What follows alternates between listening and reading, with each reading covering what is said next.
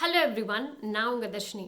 இன்றைக்கி உங்களோட மாத வருமானம் 10,000 ரூபா அப்படிங்கிற ஒரு வருமானம் இருக்குன்னா, அடுத்த வருஷம் இதே நேரம் உங்களோட மாத வருமானம் மேபி 1,00,00,000 அப்படின்னு சொன்னால் கண்டிப்பாக நம்ப முடியுதா அப்படின்னு கேட்டால் உண்மையாலுமே அது உங்களுக்கிட்ட மட்டும்தான் அந்த ஆன்சர் இருக்குது. ஸோ பேசிக்காக முயற்சி பண்ணுனா நம்ம நினச்சது எந்த ஏஜில் வேணாலும் எந்த மாதிரியான ஆசைகள் நம்ம இருந்தாலுமே நம்ம முயற்சி போட்டோன்னா கண்டிப்பாக சக்ஸஸ் ஆக முடியும் அப்படிங்கிறது இந்த ஸ்பெசிஃபிக் பர்சன் மூலமாக நம்ம கண்டிப்பாக தெரிஞ்சுக்கலாம். ஸோ நம்ம இன்றைக்கி யாரை பற்றி மெயினாக பேச போகிறோன்னா, KFCயை கண்டுபிடிச்ச KFC owner mister colonel Harlan David Sanders அப்படிங்கிறவரை பற்றி தான் நம்ம மெயினாக இன்றைக்கி பார்க்க போகிறோம். ஸோ இவரோட லைஃப்பில் எந்த ஸ்டேஜ் ஆஃப் லைஃப்பில் இல்லை எந்த வயசில் இவர் KFC அப்படிங்கிற ஒரு பெரிய விஷயத்தை ஸ்டார்ட் பண்ணுறாரு, எல்லாமே இவரோட லைஃப்பில் ரொம்ப ஹாப்பியராக நடந்துச்சா, இவர்கிட்ட ஆல்ரெடி இவங்க அம்மா அப்பா சேர்த்து வச்ச பணம் நிறையா இருந்துச்சா, அதனால தான் இவர் KFC அப்படிங்கிற ஒரு பெரிய விஷயத்தை கொண்டு வந்தார் அப்படிங்கிறது நடந்துச்சா அப்படிங்கிறத நம்ம மெயினாக பார்க்க போகிறோம். பேசிக்காக நான் சொன்னேன் எந்த விஷயமே இவர்கிட்ட இல்லை. ஸோ இவங்க அம்மா அப்பாவும் பணம் சேர்த்து வைக்கல, இவர் ரொம்ப யங்காக இருக்கும் போதும் இதை ஸ்டார்ட் பண்ணல. ஆனாலும் இவ்வளோ பெரிய ஒரு சக்ஸஸ்ஃபுல்லான ஒரு விஷயத்தை இன்றைக்கி வரைக்குமே இது ஒரு ரொம்ப பெரிய விஷயமா இருக்கிற ஒரு KFC எப்படி இவர் ஸ்டார்ட் பண்ணார், அதே மாதிரி இவங்க லைஃப்பில் என்னென்ன ஸ்ட்ரகிள்ஸ் மீட் பண்ணாங்கங்கிறது தான் நம்ம இன்றைக்கி பார்க்க போகிறோம். மிஸ்டர் சாண்டர்ஸ் அவங்க யூஎஸ்ஏல பிறக்கிறாங்க. இவங்க 1890 செப்டம்பர் மந்த் யூஎஸ்ஏல பிறக்கிறாங்க. ஸோ பேசிக்காக இவரோட வீட்டில் 3 பசங்க இருக்காங்க. அந்த 3 பசங்களில் இவர் தான் ஃபர்ஸ்ட் பையன். ஸோ பேசிக்காக இவங்க வீட்டில் 3 குழந்தைங்களில் இவருக்கு அதிகமான ரெஸ்பான்சிபிலிட்டிஸ் இருக்குது. ஆனால் இவங்க அப்பா உயிரோடு இருக்கிற வரைக்கும் இவர் ஒர்க்குக்கு போயிட்டுருக்காங்க. அவங்க அம்மா ஹவுஸ் ஒய்ஃபாக இருக்காங்க. ஸோ இவர் உயிரோடு இருக்கிற வரைக்கும் அந்த ஃபேமிலி ரொம்ப நல்லாவே தான் போய்கிட்டு இருக்கு. ஸோ பேசிக்காக எல்லா குழந்தைங்களுக்கும் கிடைக்க வேண்டிய விஷயங்கள் 3 பேர்த்துக்குமே கிடைச்சிட்டு தான் இருந்திருக்கு. பட் இவருக்கு அந்த KFCயோட கோஃபவுண்டரான மிஸ்டர் சாண்டர்ஸ் அவருக்கு 5 வயசாக இருக்கும்போது அவங்க அப்பா இறந்துடுறாங்க. ஸோ அதனால அவங்களோட ஃபினான்ஷியல் சுச்சுவேஷன் எல்லாத்தையும் சரி பண்ணுறதுக்காக அவங்க அம்மா வேலைக்கு போக ஆரம்பிக்கிறாங்க.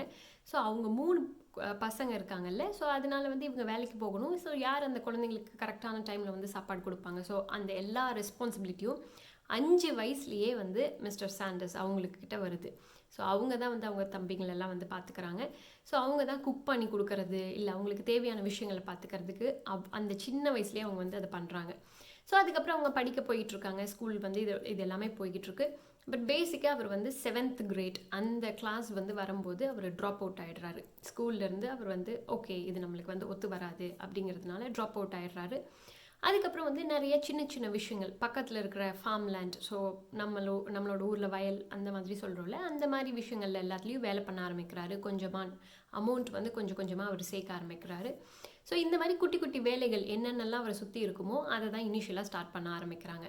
அதுக்கப்புறம் நாளடைவில் என்ன ஆகுது அப்படின்னா, அவங்க அம்மாவுக்கு இன்னொரு மேரேஜ் ஆகுது. பேசிக்காக அவங்களுக்கு புதுசாக மேரேஜ் ஆகிற அந்த பர்சனுக்கும், அதாவது ஸ்டெப் ஃபாதர் அப்படின்னு சொல்லுவாங்க, ஸோ வளர்ப்பு தந்தை, அவங்களுக்கும் மிஸ்டர் சாண்டர்ஸ் அவங்களுக்கும் சுத்தமாகவே ஒத்து வரல.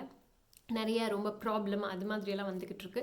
ஸோ அதனால அவரோட 13வது வயசு அந்த ஸ்டேஜ்லேயே அவர் வீட்டை விட்டு வெளியில் வந்துடுறாரு. ஸோ பேசிக்காக வெளியில் வராங்க அப்படின்னா அவங்களோட அங்கிள் கூட சேர்ந்து வேற ஒரு சிட்டிக்கு வேலை பண்ண ஆரம்பிக்கிறாங்க. ஸோ அவர் ட்ரை பண்ணாத விஷயங்களே இல்லை அப்படிங்கிற அளவுக்கு நிறைய ஜாப்ஸ் அவங்க பார்க்குறாங்க. ஸோ பேசிக்காக அவர் இனிஷியலாக ஸ்டார்ட் பண்ணினது இந்த மாதிரி ஒரு ஃபார்ம் லேண்டில் வேலை பண்ணுறது, அந்த மாதிரி விஷயங்கள் ஸ்டார்ட் பண்ணுறாங்க. அதுக்கப்புறம் ரயில்வேஸில், so southern railways, western railways அப்படிங்கிறது யூஎஸில் இருக்குது. ஸோ அங்கே ஒரு கண்டக்டராகவோ இல்லை ஒரு சர்வீஸ் பண்ணுற பர்சனாகவோ அந்த ரயில்வே ஜோனில் அவர் வேலை பண்ண ஆரம்பிக்கிறாரு. ஸோ இந்த மாதிரி விஷயங்கள் போகும்போது அவருக்கு கல்யாணமும் ஆகுது. 19 இயர்ஸில் அவருக்கு ஃபர்ஸ்ட் குழந்தையும் பிறக்குது.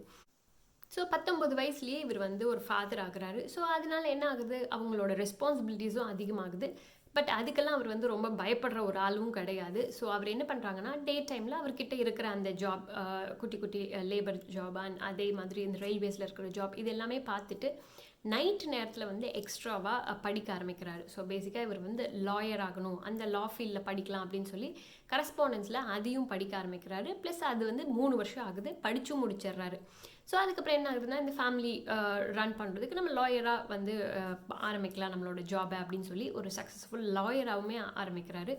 ஸோ இது வரைக்கும் நீங்கள் பார்த்தீங்கன்னா அவரோட லைஃப் ஜேர்னியே ரொம்ப ஒரு வித்தியாசமான விஷயமாக தான் இருக்கும். ஸோ ஒரு வயல் மாதிரி இருக்கிற அந்த தோட்ட வேலையில் ஆரம்பித்து, இல்லை ஒரு ரயில்வேல ஒரு ஹெல்ப்பர் பர்சனாக இருந்து, அதே மாதிரி ஒரு கண்டக்டராக இருந்து ரயில்வே அந்த லைனில், இந்த மாதிரி போய்கிட்டு இருக்கும்போது ஒரு லாயருங்கிற அடுத்த ஜேர்னி வந்து ஸ்டார்ட் பண்ணுறாரு. ரொம்ப நல்லா தான் போய்கிட்டு இருக்கு. பட் பேசிக்காக என்ன ஆகுதுன்னா, அவரோட ஸ்பெசிஃபிக் கிளைண்ட் கூடயே ஒரு குட்டி பிரச்சனை ஆகுது கோர்ட்டில். அதனால அவரோட ரெப்யூட்டேஷன் வந்து போயிடுது. ஸோ பேசிக்காக அவர் வாங்கி வச்ச பேர் வந்து போயிடுது.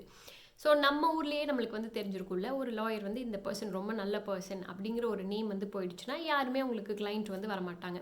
ஸோ அதனால என்ன ஆகுதுன்னா, அவரோட லாயர் அப்படிங்கிற ஒரு ஜேர்னியும் வந்து அவருக்கு வந்து முடிஞ்சிருது.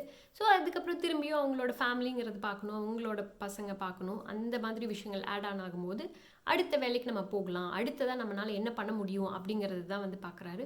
ஸோ இது வரைக்கும் நீங்கள் பார்த்தீங்க அப்படின்னாலே ஒரு ஒரு டைம்லேயுமே அடுத்தது நான் என்ன பண்ணலாம் அப்படிங்கிறது தான் அவரோட பெரிய மோட்டிவேஷனாகவே இருக்கும்.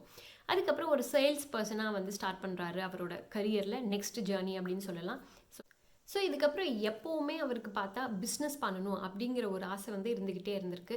ஸோ அதனால ஃபர்ஸ்ட்டாக வந்து ஒரு ஃபெர்ரி போட் அந்த பிஸ்னஸ் வந்து இவர் ஸ்டார்ட் பண்ணுறாரு. அந்த பிஸ்னஸும் நல்லா தான் போகுது ரொம்பவே. ஸோ அதில் நிறைய பேர்கிட்ட ஃபண்ட் வந்து கலெக்ட் பண்ணதுனால இவர் வந்து அந்த கம்பெனியோட ஓனர் அப்படின்னு சொல்ல முடியாது, பட் செக்ரட்டரி அப்படிங்கிற ரோல் எடுத்து அதில் தான் வந்து போய்கிட்டு இருக்காங்க.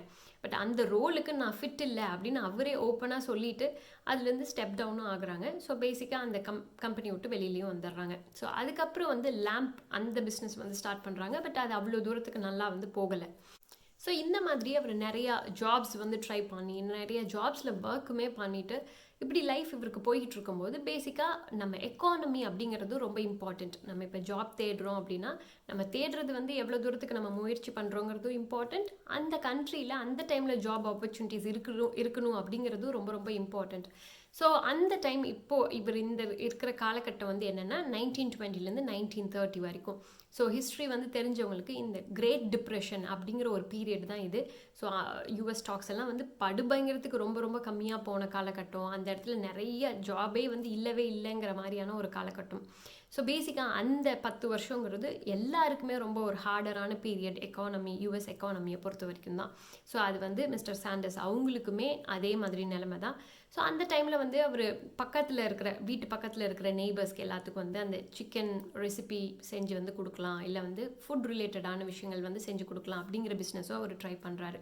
ஸோ இங்கே தான் வந்துட்டு மெயினாக வந்து அவர் குக்கிங் அப்படிங்கிறதுல என்ன தான் லைஃப் ஃபுல்லாக அவருக்கு வந்து ஆர்வம் இருக்குது, நிறையா ரோல்ஸ் வந்து அவர் பண்ணியிருக்காரு அப்படின்னாலுமே இங்கே வந்து அவருக்கு உண்மையாலுமே ஒரு ரொம்ப பெரிய ஆர்வம் வந்து ஸ்டார்ட் ஆகுது.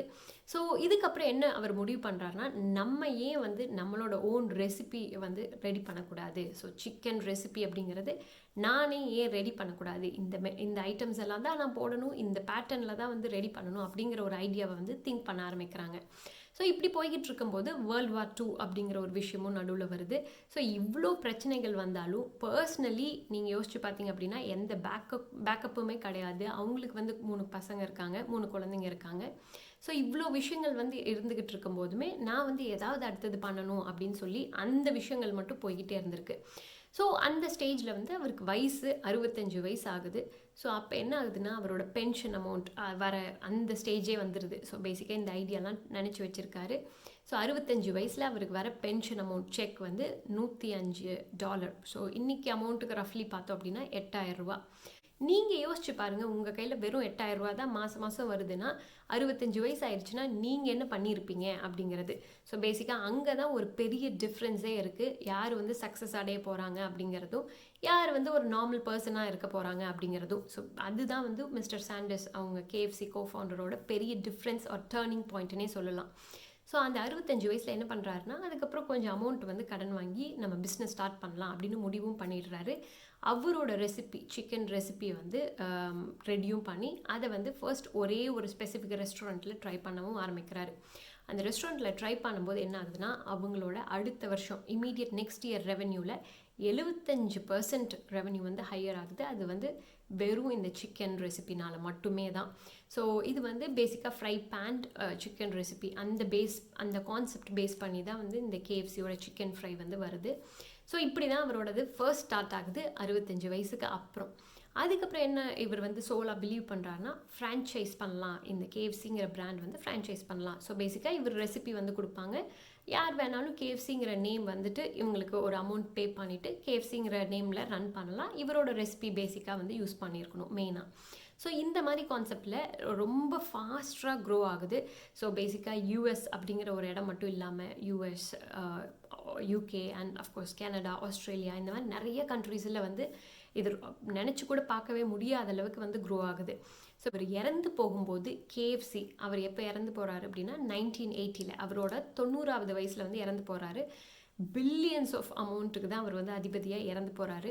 அண்ட் அஃப்கோர்ஸ் அவர் இறந்து போகும்போது கேஎஃப்சி எவ்வளோ கண்ட்ரீஸில் இருக்குது அப்படின்னு சொல்லி பார்த்தோம்னா 48 கண்ட்ரியில் இருந்திருக்கு. ஸோ ஒரு பர்சன் 65 வயசில் ஒரு பிஸ்னஸ் ஸ்டார்ட் பண்ண முடியும், அதே மாதிரி அந்த பிஸ்னஸை வந்து வேர்ல்டு வைடாக ஆக்க முடியும் அப்படிங்கிறது மிஸ்டர் சாண்டர், கேஎஃப்சியோட கோஃபவுண்டர் தவிர யாருமே நம்ம கண்கூட நம்மளோட லைஃப் டைமில் கண்கூட வந்து நம்ம பார்க்கவே முடியாதுங்கிற அளவுக்கு ரொம்ப பெரிய ஒரு க்ரோத்து தான். ஸோ உங்களோட வயசு எதுவாகவே வேணாலும் இருக்கலாம். 20 வயசாக இருக்கலாம், 30 வயசாக இருக்கலாம், 50 வயசாக இருக்கலாம், இல்லை 70 வயசாக இருக்கலாம். எந்த வயசாகவே இருந்தாலும் ஏஜ் அப்படிங்கிறது பேசிக்காக ஒரு நம்பர் தான், நம்மளோட மைண்டில் இருக்கிற ஒரு நம்பர் தான். உங்களுக்கு என்ன உங்களோட லைஃப்பில் வந்து பிடிக்குதோ, அதே மாதிரி உங்களுக்கு ஏதாவது ட்ரை பண்ணணும் அப்படின்னு நீங்கள் நினைக்கிறீங்களோ, இல்லை உங்களோட லைஃப்பில் நிறைய ஃபெயிலியர்ஸ் இதுக்கு முன்னாடி நடந்திருக்கு, நான் இப்போ ட்ரை பண்ணால் திருப்பி உலகம் வந்து சிரிக்கும் என்னை பார்த்து அப்படிங்கிறது எல்லாத்தையும் விட்டுட்டு, நான் கண்டிப்பாக எது பண்ணினாலும் அச்சீவ் பண்ணுவேன், நான் ரொம்ப சக்ஸஸ்ஃபுல்லாக இருப்பேன்னு கண்டிப்பாக பிலீவ் பண்ணோன்னா நம்மளோட ஹார்ட் ஒர்க்கே ஒரு தடவை ஏதாவது ஒரு பாயிண்டில் நம்மளுக்கு ரொம்ப பெரிய ஒரு சக்ஸஸை கொண்டு வரும். ஸோ நீங்களும் உங்களோட லைஃப்பில் கண்டிப்பாக ஏதாவது ஒரு விஷயத்தை ட்ரை பண்ணிக்கிட்டே இருந்திருப்பீங்க, மல்டிபிள் டைம்ஸ் ஃபெயிலியரும் ஆயிருப்பீங்க, அதுக்கப்புறம் கண்டிப்பாக அச்சீவ் பண்ணியிருப்பீங்க. அந்த மாதிரி ஏதாவது ஒரு விஷயம் நீங்கள் பண்ணியிருந்தீங்கன்னா கண்டிப்பாக அதை பற்றி கமெண்ட் பாக்ஸில் லீவ் பண்ணுங்கள். மற்றவங்களுக்கு அது ரொம்ப பெரிய ஒரு மோட்டிவேஷனாக இருக்கும். நம்ம வேறு ஒரு இன்ட்ரெஸ்டிங் டாப்பிக்கோட இன்னொரு வீடியோவில் பார்க்கலாம். பாய்.